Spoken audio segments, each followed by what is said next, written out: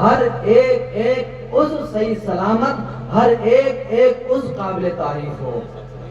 بعض جگہ ہوتا ہے کہ کسی کی آنکھیں پسند آتی ہیں تو چہرہ نہیں پسند آتا، کسی کی پیشانی پسند آتی ہے تو کسی کی آنکھیں نہیں پسند آتی ہیں، کسی کے ہاتھ پسند آتے ہیں، کسی کا پیر پسند نہیں آتا ہے۔ لیکن حضرت ام معبد رضی اللہ تعالیٰ عنہ نے اپنے شوہر سے کہا وہ میرا مبارک ایسا تھا قسیم وسیم، میرا مبارک ہر عضو اس کا قابل تعریف تھا، سبحان اللہ۔ اذا صمت فعليه الوقار، جب وہ خاموش ہوتے تھے، جب وہ میرا مبارک خاموش ہوتا تھا تو پروقار ہوتے تھے۔ وَإِذَا تَكَلَّمَ سَمَا وَعَلَاهُ الْوَهَا، اور وہ جب گفتگو فرمایا کرتے تھے تو آپ کے چہرے سے نور ظاہر ہوا کرتا، سبحان اللہ سبحان اللہ۔ كَأَنَّ مَنطِقَهُ خُرْزَاتِ النُّجُومِ، معزز سامان کرام، ام معبد کہنے لگی میرا محبوب ایسا تھا، میرا مبارک ایسا تھا، وہ جب گفتگو فرمایا کرتا تھا، جب وہ تکلم فرمایا کرتا تھا، یتحدرنا، تو ایسے گفتگو فرمایا کرتا تھا جیسے اس کے منہ سے موتی جھڑ رہی ہو، سبحان اللہ۔ یتحدرنا، جیسے کہ اس کے منہ سے موتی جھڑ رہی ہو۔ اب الناس واجملهم من بعید، اور دور سے دیکھنے میں بڑا خوبصورت نظر آتا تھا۔ اب الناس واجملهم من بعید، اور دور سے دیکھنے میں بڑا حسین و جمیل نظر آتا تھا، قریب سے دیکھنے میں بڑا حسین و جمیل نظر آتا تھا۔ معزز سامعین کرام، یہ اللہ کے نبی صلی اللہ علیہ وسلم کا حسن مبارک ہے، جو دور سے جس نے قریب سے دیکھا اس نے کہا وَأَحْسَنُ مِنْكَ لَمْ تَرَ قَطُّ عَيْنِي وَأَجْمَلُ مِنْكَ لَمْ تَلِدِ النِّسَاءُ خُلِقْتَ مُبَرَّأً مِنْ كُلِّ عَيْبٍ كَأَنَّكَ قَدْ خُلِقْتَ كَمَا تَشَاءُ۔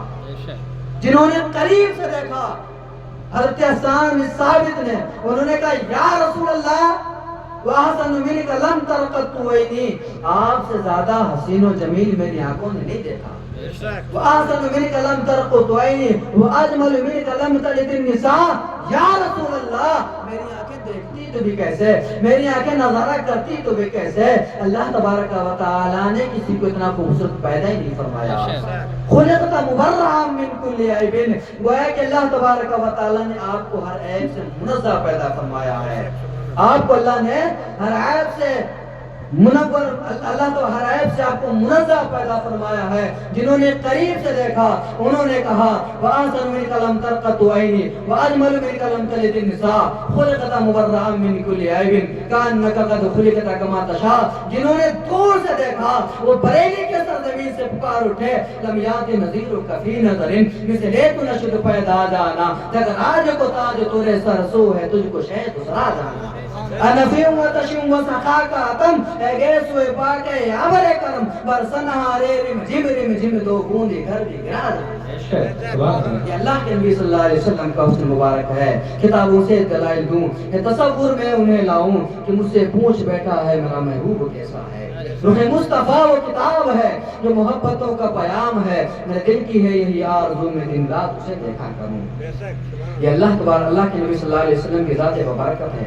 اللہ کے نبی صلی اللہ علیہ وسلم ارشاد فرماتے ہیں لا یؤمن احدکم حتی اکون احب الیہ من والدہ وولدہ والناس اجمعین، تم میں سے کوئی شخص اس وقت تک مسلمان نہیں ہو سکتا ہے جب تک کہ اس کے دل میں میری محبت یعنی حضور کی محبت اس کے ماں باپ سے زیادہ، اس کے گھر والوں سے زیادہ، اس کے رشتہ داروں سے زیادہ نہ ہو جائے۔ سب سے زیادہ جب تک ہم اور آپ کے دلوں میں اللہ کے نبی صلی اللہ علیہ وسلم کی محبت نہیں آتی ہے تب تک ہم اور آپ کامل ایمان والے نہیں بن سکتے۔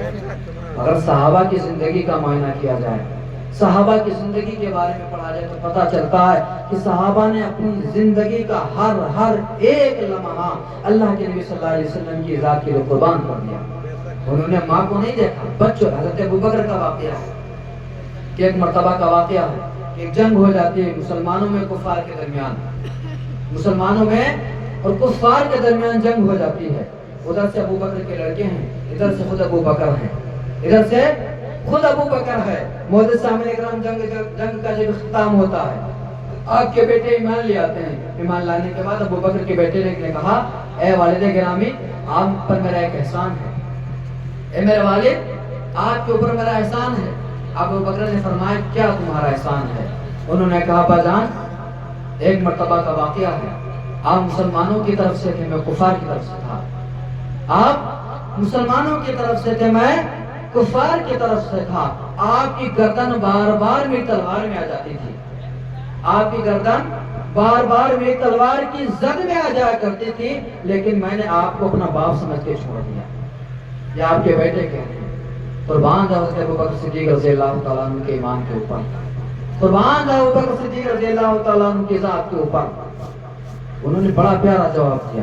ان کے بیٹے نے کہا ابا جان آپ پر میرا احسان ہے، آپ کی گردن بار بار میری تلوار میں آتی رہی، میں نے آپ کو باپ سمجھ کے چھوڑ دیا۔ آپ کا ایمانی جذبہ جوش میں آیا، ابو بکر جوش میں آئے۔ آپ نے فرمایا میرے بیٹے تو نے میری گردن تیری تلوار کے نیچے آ گئی، تو نے مجھے اپنا باپ سمجھ کر چھوڑ دیا۔ اگر تیری گردن میری تلوار کے نیچے آ جاتی تو رب محمد کی قسم تجھے اپنا بیٹا نہ سمجھتا، تجھے گستاخ رسول سمجھ کر تیرا سر کاٹ دیتا، گستاخ رسول سمجھ کر تیرا سر کاٹ دیتا۔ اس واقعے سے کیا پتا چلا؟ اولاد سے بھی زیادہ محبت، اولاد سے بھی زیادہ محبت ہمارے اور آپ کے دلوں میں اللہ کے نبی صلی اللہ علیہ وسلم کی ذات کے لیے ہونی چاہیے۔ ہر چیز قربان کر دو، ہر چیز جو بھی ملا ہے انہی کے صدقے میں ملا ہے۔ اگر ان کی ذات کے اوپر بات آ گئی تو ہمارا اور آپ کا جینا بے مقصد ہے، بے مقصد ہے۔ لاکھ ہمیں مارا جائے، لاکھ ہمیں ستایا جائے، ہمیں روز مارا جائے، لیکن کبھی اللہ کے نبی صلی اللہ علیہ وسلم کے ساتھ غداری نہیں کرنا ہے۔ ایک مرتبہ کا واقعہ حضرت ابوبکر صدیق کا ہے کہ آپ اللہ کے نبی صلی اللہ علیہ وسلم کی بارگاہ میں پہنچے اور کہنے لگے یا رسول اللہ علیہ السلام آپ اجازت فرمائیے، آپ اجازت فرمائیے، میں لوگوں میں تبلیغ کرنا چاہتا ہوں، میں لوگوں کو دین کی طرف لانا چاہتا ہوں۔ آپ نے فرمایا ابوبکر نہیں، ابھی تعداد ہماری کم ہے، ابھی ہم کم لوگ ہیں، ابھی تمہارا بیان کرنا مقصد نہیں، اب تم نہ بیان کرو، یہ بہتر نہیں ہے، تمہارے لیے یہ لمحہ بہتر نہیں ہے۔ لیکن ابو بکر کا ایمان بار بار جوش مار رہا ہے، بار بار کہ یا رسول اللہ اجازت فرمائیے۔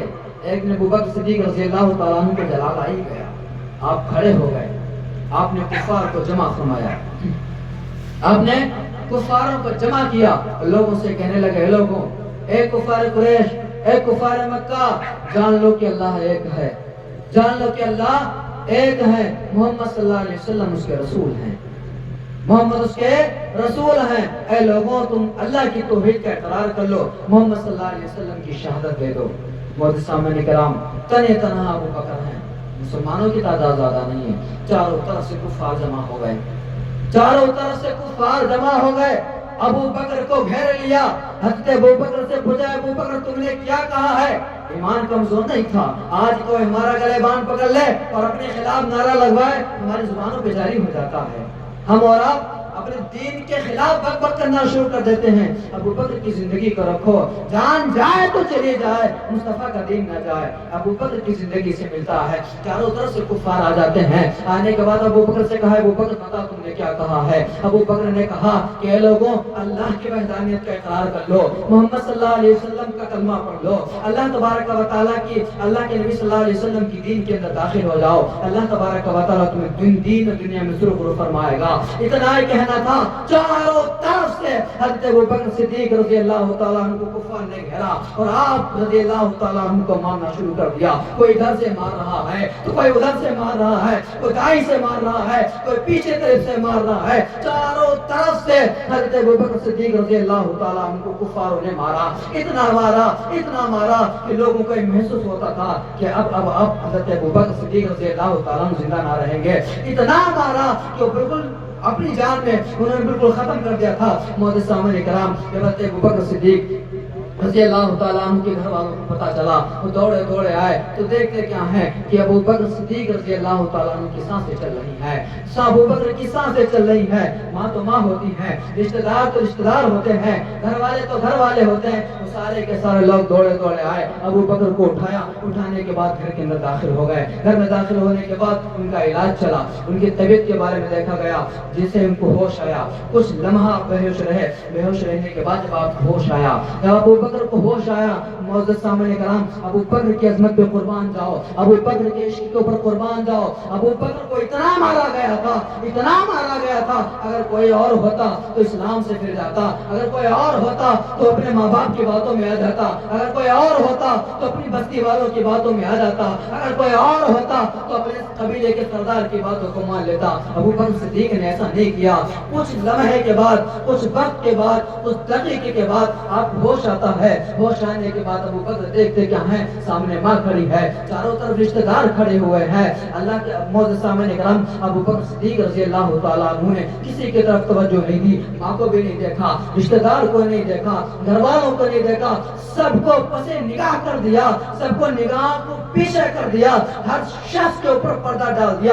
آنکھ کھلی ہے، آنکھ کھلنے کے بعد ابو بکر کی زبان سے پہلا جملہ جاری ہوتا ہے. ابو بکر رضی اللہ تعالیٰ عنہ کی زبان سے جو پہلا جملہ جاری ہوتا ہے وہ یہ ہوتا ہے کہ لوگوں بتاؤ تو میرا محبوب کیسا ہے، میرا نبی کیسا ہے، اے لوگوں بتاؤ تو میرے نبی کی کیا کیفیت ہے، میرے نبی کا کیا حال ہے. رشتہ دار تو رشتہ دار تھے، وہ کفار ہی تھے، کلمہ انہوں نے نہیں پڑھا تھا، آپ کی ماں نے بھی کلمہ نہیں پڑھا تھا. ناراض ہو گئے. ابو بکر انہی کے ذریعے میں تمہیں مارا گیا ہے، انہی کا کلمہ تم لے رہے تھے، انہی کا نام تم بول رہے تھے، اسی وجہ سے تمہیں مارا گیا تھا. ابو بکر تمہیں کیا ہو گیا ہے، تمہاری ماں سامنے کھڑی ہے، ماں کا حال لو، اپنا حال بتاؤ، تمہارے رشتہ دار کھڑے ہیں، رشتہ داروں سے بات کرو. یہ کیا بات ہوئی کہ رسول کی بات بتاؤ، محمد کے بارے میں بتاؤ، یہ تمہارا کیا ہے. ابو بکر نے فرمایا نہیں، مجھے سب سے پہلے میرے نبی کی ذات کے بارے میں جاننا ہے. انہوں نے ان کی آپ کی والدہ آتی ہیں، آپ کی ماں آتی ہیں، آنے کے بعد کہتی ہیں اے میرے پیارے بیٹے، اے میرے پیارے بیٹے، رسول کی خبر بعد میں مل جائے گی، رسول کے بارے میں بعد میں جان لینا، سب سے پہلے تمہاری طبیعت بڑا ناساز ہے، کچھ کھا لیجئے. اے ابو بکر تمہاری طبیعت ناساز ہے، کچھ کھا لیجئے. ابو بکر نے کہا واللہ، اللہ کی قسم، میں جب تک محمد کو نہیں دیکھوں گا تب تک ایک نوال اپنے منہ کے اندر نہیں رکھوں گا. قربان جاؤ محبتوں کے اوپر، قربان جاؤ ماں سامنے کھڑی ہے، توجہ نہیں دے رہے ہیں، رشتہ دار کھڑے ہیں، توجہ نہیں دے رہے ہیں. بار بار یہ ندا ہے، بار بار زبان کے اوپر یہی جاری ہے کہ میرے محبوب کو دکھاؤ، میرے نبی کو دکھاؤ. معزز سامعین کرام، سارے رشتہ دار ناراض ہو جاتے ہیں، سارے رشتہ دار ناراض ہوتے ہیں. ابو بکر یہ کیا بات ہوئی ہے، ہم تمہیں دیکھنے کے لیے آئے ہیں، تم محمد کر رہے ہو، ہم ناراض ہو کر کے جا رہے ہیں. سارے رشتہ دار، ایک رشتہ دار ابو بکر رضی اللہ تعالیٰ عنہ کا ناراض ہو کر کے واپس چلا جاتا ہے. اپنی والدہ سے کہا والدہ میری طبیعت صحیح ہو جائے گی، بس میرے محبوب کو دکھا دو. آدمی جس سے محبت کرتا ہے اس کے دیکھے بغیر سکون نہیں ملتا ہے. یہ صحابہ کا دستور تھا. آج ہم اور آپ جب پریشان ہوا کرتے ہیں تو دور جگہ کا معائنہ کیا کرتے ہیں، کبھی بلڈنگوں کو دیکھتے ہیں، کبھی پارکوں میں جاتے ہیں، کبھی سٹی کو بدلتے ہیں، کبھی شہروں کا معائنہ کرتے ہیں. لیکن صحابہ کے معاملہ نہیں تھا، صحابہ کے معاملہ نہیں تھا. جب بھی کوئی کو پریشانی لائق ہوتی تھی مبارکہ رسالت مآب صلی اللہ علیہ وسلم میں آیا کرتے تھے. وہ حضور کی زیارت کیا کرتے تھے، بددعا چہرے کی زیارت کیا کرتے تھے. ابو بکر نے کہا والدہ میری طبیعت صحیح ہو جائے کہ میرے محبوب کو دکھا دیجیے، میرے محبوب کو دکھا دیجیے، میری طبیعت صحیح ہو جائے گی. آپ کی والدہ نے کہا بیٹا ٹھیک ہے، اگر یہی بات ہے تو رک جاؤ، تھوڑا پبلک بند ہو جائے، لوگوں کا ہجوم بند ہو جائے، اس کے بعد میں ہم تمہارے نبی صلی اللہ علیہ وسلم کی طرف لے چلیں گے. ہجوم بند ہو گیا. ہجوم بند کرنے کے بعد حضرت عمر رضی اللہ تعالیٰ عنہ کی بہن کے پاس اپنے پیغام بھیجا، وہ تشریف لائیں. بہرحال بڑا لمبا واقعہ ہے. آپ نے ان کے گھر کی طرف رخ فرما لیا. اللہ کے نبی صلی اللہ علیہ وسلم کے گھر کی طرف اب ابو بکر جا رہے ہیں، حضرت عمر کی بہن جا رہی ہے اور حضرت ابو بکر رضی اللہ تعالیٰ عنہ کی والدہ گرامی جا رہی. تین شخصیتیں اللہ کے نبی صلی اللہ علیہ وسلم کی بارگاہ میں پہنچتی ہے. معزز سامعین کرام، حضرت ابو بکر صدیق رضی اللہ تعالیٰ عنہ کی یہ کیفیت تھی، اتنا مارا گیا تھا کہ چلا نہ جا رہا تھا. ادھر سے ابو بکر کی والدہ نے پکڑا تھا، ادھر سے عمر کی بہن نے پکڑا تھا. اللہ کے نبی صلی اللہ علیہ وسلم کی بارگاہ میں پہنچتے ہیں. اللہ کے نبی صلی اللہ علیہ وسلم نے جیسے دیکھا، اللہ کے نبی صلی اللہ علیہ وسلم نے ہاتھوں کو بلند فرمایا. اللہ کے نبی صلی اللہ علیہ وسلم نے ہاتھوں کو بلند فرمایا، ہاتھوں کو بڑھایا اور فرمایا اے لوگوں میرے محبوب کو آنے دو. اللہ کے نبی صلی اللہ علیہ وسلم نے فرمایا اے لوگوں میرے محبوب کو آنے دو. آج ابو بکر بڑا کام کر کے آیا ہے. ادھر سے حضرت ابو بکر روتے جا رہے ہیں، ادھر سے حضور کی آنکھوں سے آنسو جاری ہے. ابو بکر صدیق رضی اللہ تعالیٰ عنہ کی حضرت ابو بکر صدیق رضی اللہ تعالیٰ عنہ کے ہاتھوں میں ہاتھ ڈالا، گلے سے ملتے ہیں. ملنے کے بعد حضرت ابو بکر بھی کافی دیر تک روتے رہے اور اللہ کے نبی صلی اللہ علیہ وسلم بھی روتے رہے. اور میں ابو بکر بتاؤ کیا حال ہے. انہوں نے کہا یا رسول اللہ سارے ظلم و ستم گوارا ہے، بس اتنا کہہ دے کہ تو ہمارا ہے. یا رسول اللہ ساری سے گوارا ہے، بس اتنا کہہ دیجئے کہ تم ہمارے ہو۔ محدث صاحب نے کہا فرمایا ابو بکر مانگو کیا مانگتے ہو؟ کہا یا رسول اللہ کے السلام یہ میری والدہ ہیں، یہ میری ماں ہیں، ابھی تک ایمان نہیں لائی ہیں، ابھی تک یہ مسلمان نہیں ہوئے ہیں، آپ دعا فرما دیجیے مسلمان ہو جائیں۔ اللہ کے نبی صلی اللہ علیہ وسلم کی دعا مبارک آپ کی زبان سے نکلی ہی تھی کہ اللہ تبارک و تعالیٰ نے فوراً قبول فرمائے۔ آپ کے والدہ گرامی رضی اللہ تعالیٰ عنہ نے فوراً انہوں نے اسلام قبول فرمایا اور وہ دامن اسلام میں آ گئے۔ محدث سامعین کرام، اس پورے واقعے سے کیا پتہ چلتا ہے؟ اس پورے واقعے کا مقصد کیا نکلتا ہے؟ یہ واقعہ سنانا مقصد نہیں تھا، آخر اس واقعے سے پتہ کیا چلتا ہے؟ اگر تمہیں کفار گھیرنے چاروں طرف سے، اگر لوگ تمہیں گھیرنے چاروں طرف سے اور کہہ دیں کہ اللہ کی وحدانیت سے پھر جاؤ، کہہ دیں کہ جے شری رام کے نعرے لگا لو، تو پکڑنا تمہیں مارتے رہیں، تمہاری داڑھیوں کو پکڑا جاتا رہے اور تم سے کہا جائے کہ تم اللہ کے نبی صلی اللہ علیہ وسلم کی بے ادبی کر دو تو تم اپنی جان کو دے دینا، لیکن اللہ کے نبی صلی اللہ علیہ وسلم کے ساتھ غداری نہ کرنا، حضور کی ذات کے ساتھ غداری نہ کرنا۔ جتنا بھی ملا ہے یہ اللہ کے نبی صلی اللہ علیہ وسلم کی ذات کے صدقے میں ملا ہے۔ ہمارے ہمارے ماں باپ جتنا بھی اللہ نے دیا ہے سب کچھ دیا ہے، یہ اتنا یاد رکھنا اگر حضور کی محبت نہیں تو ہمارے ماں باپ نہیں، ہمارے گھر والے نہیں، ہمارے رشتہ دار نہیں، ہم انہی سے محبت کریں گے جو اللہ اس کے رسول سے محبت کرے گا۔ یہ بہت بڑی بات ہے، یہ بہت بڑی بات ہے۔ آج ہم اپنی رشتہ داریوں کو نہیں توڑ پا رہے ہیں، دیکھ رہے ہیں کہ اللہ کے رسول صلی اللہ علیہ وسلم کی نافرمانی کر رہا ہے، پتہ نہیں کیا ہو گیا ہمارا کہ ہمارے رشتہ دار فلاں صاحب ہیں، یہ نہیں چلنے والا ہے۔ حضرت ابو عبیدہ بن جراح رضی اللہ تعالیٰ عنہ، حضرت ابو عبیدہ بن جراح رضی اللہ تعالیٰ عنہ یہ اپنے گھر پہ تھے، ابو عبیدہ بن جراح اپنے گھر پر تھے، ایسی بات چلی، باپ اور بیٹے میں بات چلی، بات یہاں تک کہ پہنچی کہ حضرت ابو عبیدہ بن جراح رضی اللہ تعالیٰ عنہ کے والد گرامی نے اللہ کے نبی صلی اللہ علیہ وسلم کی شان میں گستاخی کر دی، حضور کی شان میں ابو عبیدہ بن جراح کے والد نے گستاخی کر دی۔ مسلمان کیسے برداشت کر سکتا ہے؟ اگرچہ وہ باپ ہو لیکن حضور کی گستاخی برداشت نہیں کر سکتی ہے۔ ان کا ایمان جذبے میں آیا، محبت تڑپ گئی، جیسے ان کے والد کے منہ سے اللہ کے نبی صلی اللہ علیہ وسلم کے لیے گستاخی نکلی۔ مورخین لکھتے ہیں کہ ابو عبیدہ بن جراح نے اپنے سگے باپ کے سر کو کاٹ دیا اور فرما دیا کہ جو گستاخ رسول ہے اس سے ہمارا کوئی تعلق نہیں۔ ابو عبیدہ بن جراح نے اپنے سگے باپ کا سر کو کاٹ دیا، کیوں؟ اس لیے کہ اللہ کے نبی صلی اللہ علیہ وسلم کی شان میں گستاخی کی تھی۔ سر کو ایسے اٹھایا، کپڑے میں نہیں رکھا، کپڑے میں نہیں رکھا، ڈوری میں نہیں لے گئے، چپکے سے رسول اللہ کی بارگاہ میں نہیں، کیوں بال پکڑے؟ دینے کے بعد اللہ کے نبی صلی اللہ علیہ وسلم کی بارگاہ میں آئے، اللہ کے نبی صلی اللہ علیہ وسلم ابو عبیدہ بن جراح کیا بات ہے، سر کس کا ہے؟ اس نے کہا یا رسول اللہ کے السلام آپ کی گستاخی کر رہا تھا، فرمایا سر کاٹ دیا، فرمایا یا رسول اللہ آپ کی محبت میں سر کاٹ دیا، کیا فرمایا؟ سر کاٹ دیا، فرمایا کیا سر تم نے کاٹ دیا؟ یا رسول اللہ آپ کی محبت میں سر کاٹ دیا۔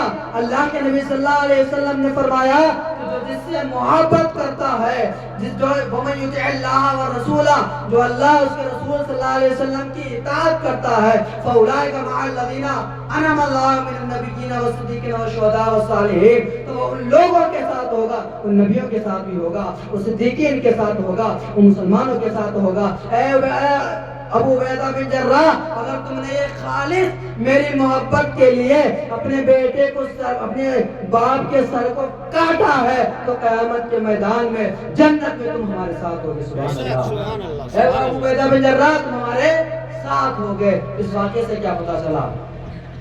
باپ ہی کیوں نہ ہو، اس واقعے سے کیا پتا چلا؟ باپ ہی کیوں نہ ہو، لیکن گستاخی برداشت نہیں کرنی، گستاخی برداشت نہیں کرنی ہے۔ باپ ہو، بھائی ہو، رشتہ دار ہو، گھر والے ہو۔ اعلیٰ حضرت رضی اللہ تعالیٰ عنہ آپ فرماتے ہیں کہ جس کے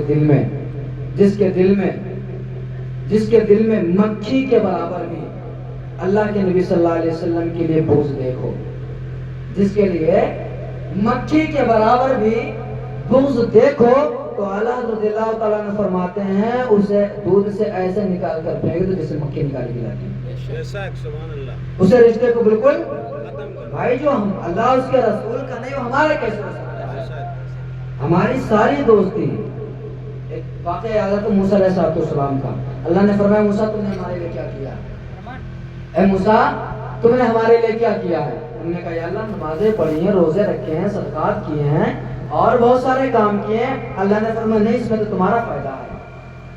نماز پڑھتے کس کا فائدہ ہے؟ ہمارا فائدہ ہے. روزہ رکھتے ہیں زکات دیتے ہیں حج کرتے کس میں فائدہ کس کا فائدہ ہے؟ ہمارا فائدہ ہے. اے موسیٰ وہ بتاؤ جو تم نے خالص میرے لیے کیا ہے. تو موسیٰ علیہ السلام نے کہا یا اللہ کہ وہ کیا چیز ہے جو صرف تیرے لیے ہو. اللہ نے فرمایا موسیٰ کیا تم نے کبھی کسی سے خالصتاً میرے لیے دوستی کی؟